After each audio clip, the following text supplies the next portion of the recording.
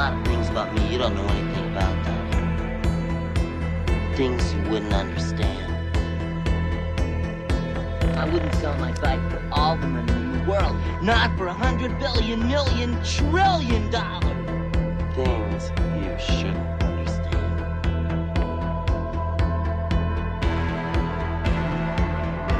My bike was stolen. Why? I don't know! You're crazy. You don't want to get mixed up with a guy like me.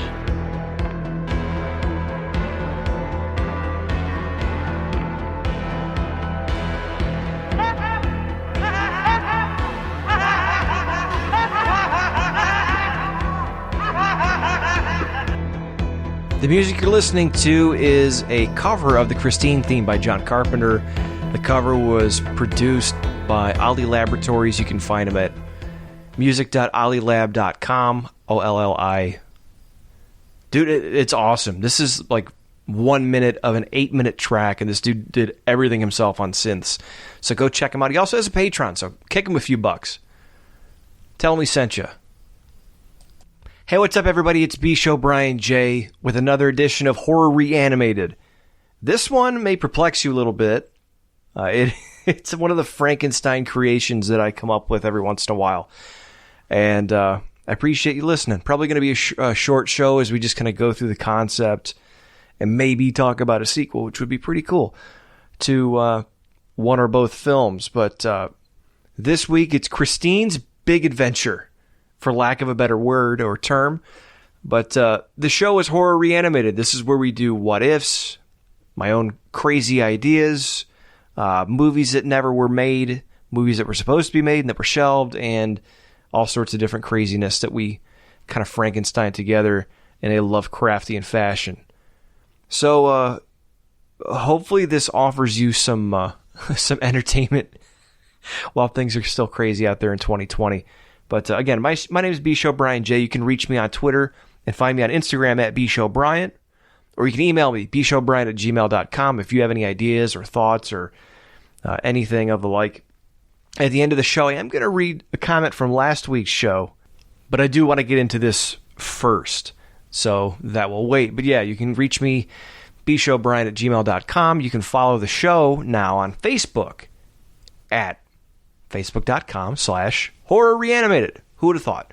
I try to keep it simple. Okay, so I watched Christine a couple months ago. I've seen it a few times. I really like the film. Obviously, John Carpenter's a big name on my favorites list. I talk about a lot of his films. I love watching his movies. But Christine in general is pretty interesting. It's about the haunted car. It's a Stephen King book of the same name. And although it's a little bit different as far as details are concerned from King's book, it's still a pretty fun movie, and one that kind of saved Carpenter's career in some ways. The music's really good. The effects with the car crushing and reanimating, for lack of a better word, are really good. It's just, to me, it's a really simple movie. It's a fun movie. It's not, I wouldn't put it up at the top of his list of greatest films, but it's fun for what it is. I really like the film, though, and a lot of people do. My goal someday is to, and I'm not much of a car guy, my goal someday is to have a 59 Fury, or at least a Plymouth Belvedere. I'll go with the 4-door if I can't get the 2-door. But anyway, something occurred to me when I was watching that film, and I ironically had watched Pee-wee's Big Adventure in relative close proximity to when I watched Christine most recently. And I just noticed there's a lot of different similarities between the two films to where I've never seen online or anywhere else any fan theories about the films being connected. And I'm not one for fan theories necessarily, but this is Reanimated, so we're making our own history. So I started thinking about the two films, and the similarities did really start piling up. And I started thinking, what if Pee-wee's Big Adventure, which came out in 1985, was a sequel to John Carpenter's Christine, which came out in 1983. So, it's not going to be so far-fetched if we kind of tie them together which is what I'm going to do. But first, here's the synopsis real quick. Christine, a young nerdy kid who, wants the girl. Stereotypical 80s movie. Think of The Breakfast Club, Anthony Michael Hall. He finds a car. It's got some weird charm. It's got a weird backstory. It's kind of shady. The previous owner died in the car under mysterious circumstances. This guy, Arnie, buys the car. It's a hunk of shit. He restores it in a garage, and as he restores it, it starts to kind of take over him and drive him crazy. And he ends up being, I don't want to say possessed by the car, but he develops an unhealthy obsession with the car. And then the car, which is haunted, starts lashing out and attacking people who don't treat Arnie very nicely. Anyone who comes in between Arnie and the car also gets lashed out at by the car. The car kills some people. Arnie's friend tries to talk to him. He's so far gone that he can't reach him, and it's up to... the car makes Arnie cool, and he gets the girl, but then all of a sudden, Arnie starts neglecting her. It is really... It's like a Twilight Zone type episode. The guy wants to be cool, and the guy wants a cool car, and all this stuff. Finally, he gets everything he asked for, but then he's slowly driven into a maddened obsession over this car. And it's a really, like I said, a really fun movie. And at the end of the film, the car is crushed in a car crusher, and at the very end of the film, you zoom in on the block that used to be the car with just like an antenna sticking out. And I want to say it moves or you hear something just to let you know that Christine because Christine regenerates when you try to destroy it. So it lets you know that Christine may ride again. Well, now let's take a look at Pee-wee's Big Adventure, right? Here's a young, nerdy boy. He's got a girlfriend named Dottie, so there is a love interest, right? Let's make that clear. Arnie didn't have one until he had the car. Well, okay, that's another fun one. Pee-wee had the bike, and on the cover art for the episode, obviously, I'm going to put the car and the bike. Oh, no, I'm sorry. I'll put them up at... I got to start doing this on Twitter, and I'll put them on Facebook.com/horrorreanimated. So if you look at the car and the bike, same color scheme. It's a very 50s, and I know it's because of the 50s, the red, the chrome. But, Pee-wee and Arnie, both black-haired guys, and I'm not saying Pee-wee's Arnie, right? What I'm saying is Pee-wee is a nerdy guy. He has the bike and has the girl. He goes crazy because the bike is stolen, and he becomes obsessed with the bike. And he already kind of was obsessed with the bike at the beginning of the film. It's pretty clear that Pee-wee has some sort of unhealthy obsession over his bike. And when it becomes stolen, he goes crazy and takes people into the basement to grill them, filing reports. He goes across the country looking for this bike, and then finally gets it back in the end. So I started thinking, we don't see how Pee-wee gets the bike. We don't see where he gets it from. We don't see where it came from, other than, Pee-wee goes to the bike shop and picks up stuff for it or chains it up out front. So I think the best option would be to think about a sequel to Pee-wee's Big Adventure that is a horror movie that gets back to the roots of Christine, but with Pee-wee on the bike instead of the car. So, but like I said, he's got the love interest. He's got the obsession with the bike. He's an outcast, kind of a nerd. Great scores in both films, so that's interesting. Plus, Pee-wee does have encounters with characters like Large Marge, who is a ghostly character. She's a ghost, drives a truck. So how do we do this? How do we meld the two? So you'd have to get from Christine being a crushed car to Pee-wee getting the bike. Well, maybe a salvager comes along as Christine is starting to regenerate, but maybe she's parts. Maybe she falls apart. And maybe this bike owner or bike shop owner starts trying to assemble them into a bike because maybe he knows, someone tells him at the junkyard that it used to be a Fury. So he's inspired maybe by the spirit of Christine to restore it to its old glory, except in the form of a bike. The bike that maybe kills the creator and maybe winds up with Pee-wee. See, that's the interesting thing, is how do you get from one to the other? So then that's why Pee-wee's so incensed when he loses the bike. I don't know, man. Shit like that just tickles me to death. Christine, as the bike, would then... Oh, okay, hang on. Pee-wee has set up, and we see them at the end of the movie, all of the people that he's become friends with. So, the prisoner, what's his name? Carl? I don't know if it's Carl, but the prisoner that he gets a ride from and helps kind of stay away from the cops. Dottie, the dirt bike kids, because everyone seems to like Pee-wee, and no one dislikes him except for Francis. But you've got this big cast now with, Professor Tanaka, Francis's dad, Francis, the jailbird, the motorcycle. Oh, there we go. Okay, so you could have Pee-wee obsessed with Christine, and Dottie's trying to, come between them. And even maybe Pee-wee's buddy gets out of jail, and he's like, "What the hell, Pee-wee? Last time I left you, you had the girl, you had your bike, and now all you care about is the bike." So now Pee-wee kills the prisoner, which would be the ultimate reversal, because the prisoner was a rough dude and Pee-wee was Pee-wee, obviously. Wow, yeah, now that's fascinating. Just knock them down like dominoes. Almost like the Friday the 13th thing, where they set up all the counselors and then Jason just knocks them off one by one.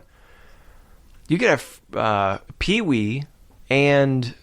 So you could have Pee-wee and the bike both committing murder. And you could have, do another road trip, except Pee-wee's riding the bike across the country, killing people. And maybe he winds up, you could almost do... you could combine both films, and you could do a horror version of Pee-wee's Big Adventure where, before, he was going across country looking for the bike. Now he's going across country, revisiting all the sites... and killing Simone and killing the lumberjack husband. Killing the biker guys. You shouldn't have let me go the first time. I know that was a really bad Pee-wee. I do not apologize. But, oh man, it could be so fun. And you could even bring in Lee, the girl from... Is Lee the girl or the boyfriend? Or the boyfriend, Jesus Christ. The friend. I'm trying to remember now. I gotta look it up. Yeah, Dennis is the friend. Lee is the girlfriend. So Lee could come back and try to reach out to Dottie. And Dennis as well. Well, unless, you know what? It would make sense that once Christine came back in the bike form, maybe it snuck out. And, you know what? Yeah, and murdered Dennis and Lee. Or you could do... keep it like Twilight Zone. Maybe people in Pee-wee's... Oh, how about this? People in Pee-wee's town end up dying. And it's people that come in contact with the bike. So Francis is the first to go. And his dad and Professor Tanaka, it's there's a massacre. And then they go back and... Oh, here we go. Now we're cooking. So maybe people in Pee-wee's hometown end up dying. The cops are onto him. Pee-wee doesn't know what's going on. Maybe a witness says the last thing she saw was Pee-wee's bike, or maybe Pee-wee's bike is found at the scene. So maybe Pee-wee takes off on his bike. Pee-wee takes off on his bike, and he's on the run from the cops. Which, that doesn't make sense, but hey, it's a haunted bike car thing, right? What the hell? So maybe Pee-wee's on the run, and maybe he wakes up in different places, or maybe he's on the run and the bike's after him. Maybe that's it. Maybe Pee-wee realizes that something's up. Because let's say he didn't restore. Maybe Pee-wee's not the one that restored Christine into a bike. So maybe he doesn't have that same connection with it that Arnie would have had with Christine. So maybe Pee-wee is innocent. Or maybe they keep seeing the bike at the scene, and Pee-wee thinks the bike is doing it, and then maybe he wakes up at some point and he's the killer. And he's really just imagined this whole thing. I mean, there's so many ways you could go with it. Now I want to see this movie made. Christine's Big Adventure. But it's just, I don't know, man. Look at the bike. Look at the car side by side. Look at the two films.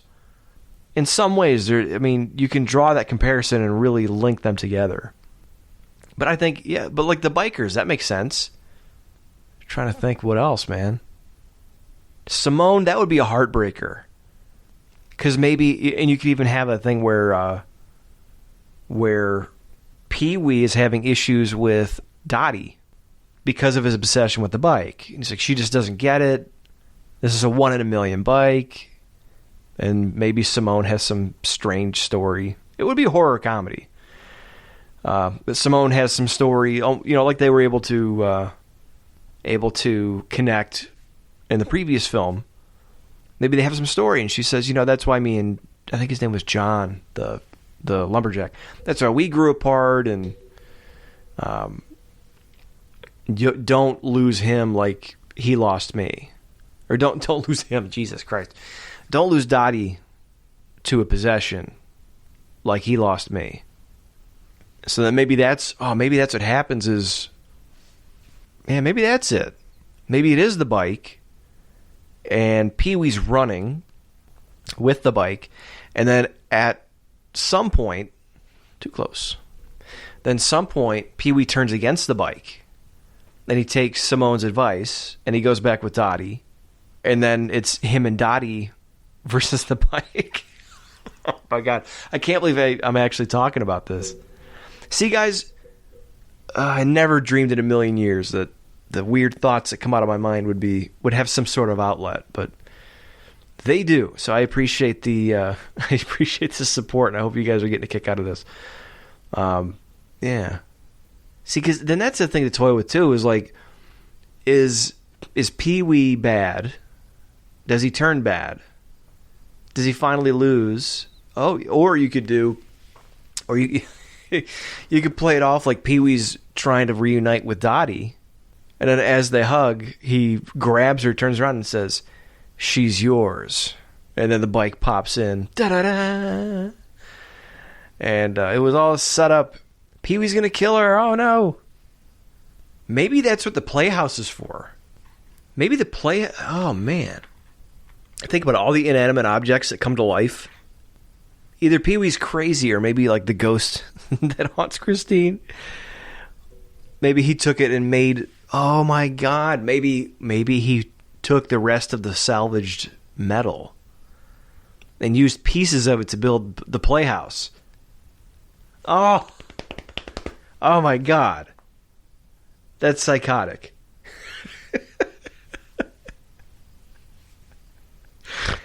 Cherries eating people, swallowing them whole, chomping them like Jaws. People Cowboy Curtis sliding into Cherry's mouth like Quentin Jaws. Like, oh man. The captain doesn't hear from Pee-wee in a while, so he comes ashore, and the salesman. maybe that's why Pee-wee hates the salesman, because the salesman's come to the house enough times he's caught on. Oh man. But that could be fun. Pee-wee going across the country, maybe Dottie and a cop trying to follow him, trying to catch him. Cause I'm trying to figure out I'm trying to remember all. He's killing everyone, and he's trying to get to that little shit that stole the bike in the first place. That actor kid. Oh man, what's his name? The midget from the Wonder Years played him. Wait a minute, James Brolin? Yeah, that's right, James Brolin was in. Yeah, so maybe he kills James Brolin and Morgan Fairchild, too. For fucking up his movie. Oh, man. Yeah, then there's Tina at the Alamo. Oh my God, that's the finish of the movie. Hang on, let me. Yeah, Jason Hervey, Kevin, that's the guy. Oh, he could kill the Amazing Larry. He could kill Mario at the magic shop. Dude, there's so many people. So many people he could have. Jiminy Christmas. Who else? Let's see. Yeah, Large Marge, no. Maybe she comes back, Large Marge, and that's the finish. That's the big swerve. Well, I was going to say the finish would be a shootout at the Alamo with the cops. Pee-wee's last stand. Pee-wee riding his bike through the Alamo, like running people over, shooting fire out of the... Oh, man. That's a trip, dude. Now I've got myself.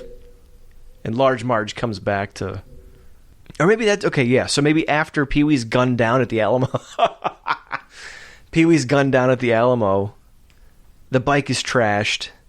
It's torched, and they, you know... Maybe it starts to come back after Pee-wee and... what's her name? Dottie... You know, like the big Carrie finish or the Friday the 13th finish where you think it's over and then something pops up. Maybe just as they kiss, they're about to, you know,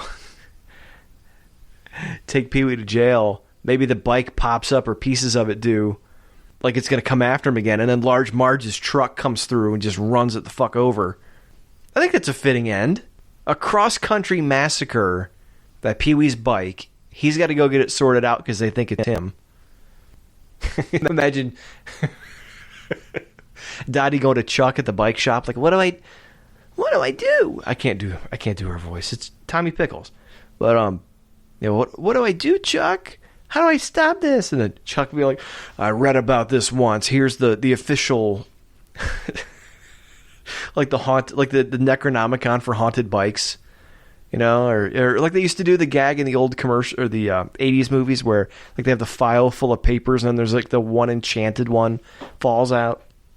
And now Chuck has to go with Dottie across country. Oh, man. I'm satisfied. I like that. I love that idea. And now I want to make a trailer like I did with Jason versus Casey Jones. Oh, man. I'm not going to get any sleep for the next 2 weeks. What do you guys think? I want to hear your ideas for the Pee-wee Christine crossover. Oh, man.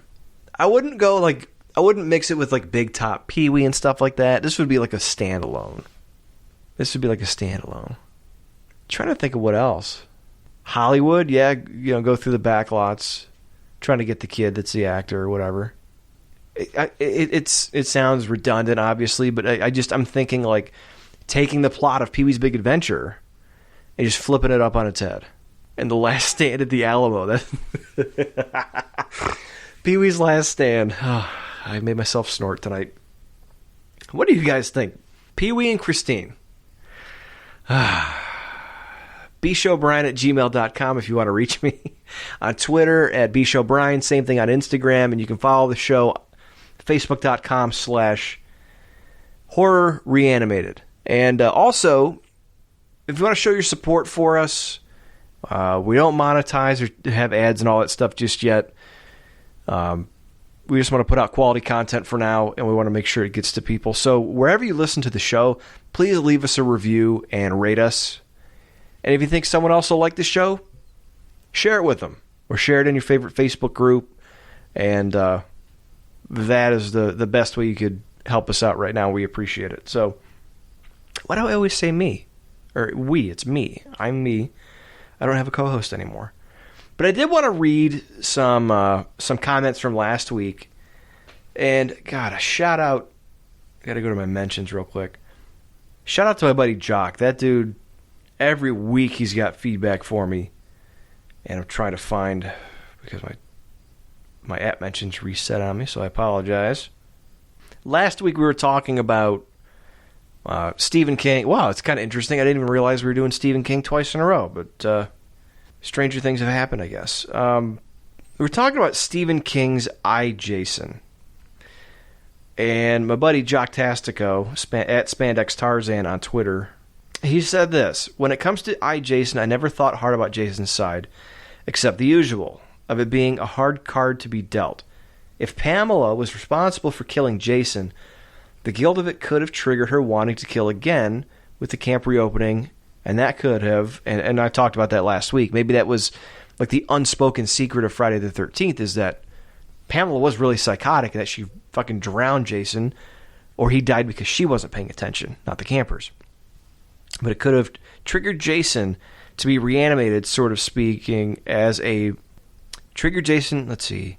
The guilt could have triggered her wanting to kill and could have triggered Jason to be reanimated, sort of sparking a memory or spirit for revenge a la AHS 84. Goddamn.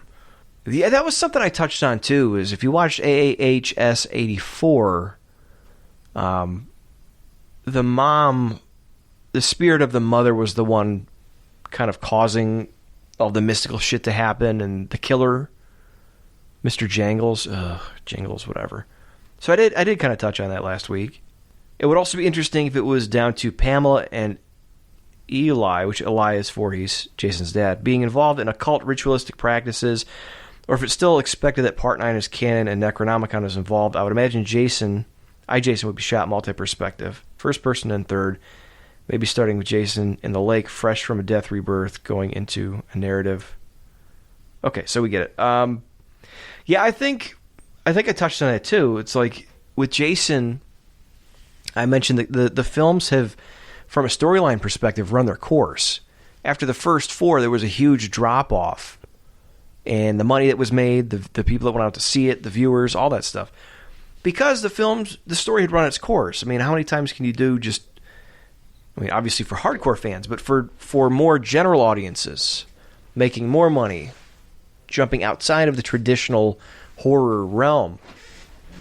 How many times can you have the undead hockey mask serial killer just mowing down people? And how many times are people going to be dumb enough to keep going back to Crystal Lake? So I did touch on that last time, and I'm glad he brought up the Elias and her being into black magic. Because it could be, maybe that's, and I mentioned that last time, sins of the father or sins of the mother. Maybe it's Pamela's curse. Because she killed him, or because she was dabbling in black magic or something to that extent. So I appreciate that, Jock. Like I said, if you have any comments or any ideas for the show, or any ideas based on what we talk about, I would read them if they're good and if they're legible. So, like I said, email me, bshowbrian@gmail.com. That's it for this week. We went about a half hour. There wasn't a ton of meat on the bones with the Pee Wee Christine thing. I wasn't about to write out an entire spec script and just read it. I just thought it was a funny little idea to share, and I hope you enjoyed it. My name is B. Show Brian. I will see you next week. Next week is 4th of July. I want to do something special for 4th of July, which is another reason I went short tonight. I want some more time to prepare for next week. It was a movie not originally based on July 4th, but a movie that's about Americana. It was skewering America in the 80s, the yuppies and all that stuff. I've read through an early draft of the Beetlejuice script, and I want to talk about that next week, and it is set on July 4th, so that's why I want to talk about it. Again, it's a movie in the early script set on July 4th or around there, and skewering America in the 80s. So hopefully I can get all my prep work done for next week, and I'll be spitting something out for you. July 4th is... it'll be there in time for July 4th, so how about that? My name is B. Show Brian J. Thanks for checking us out, and I'll see you next week.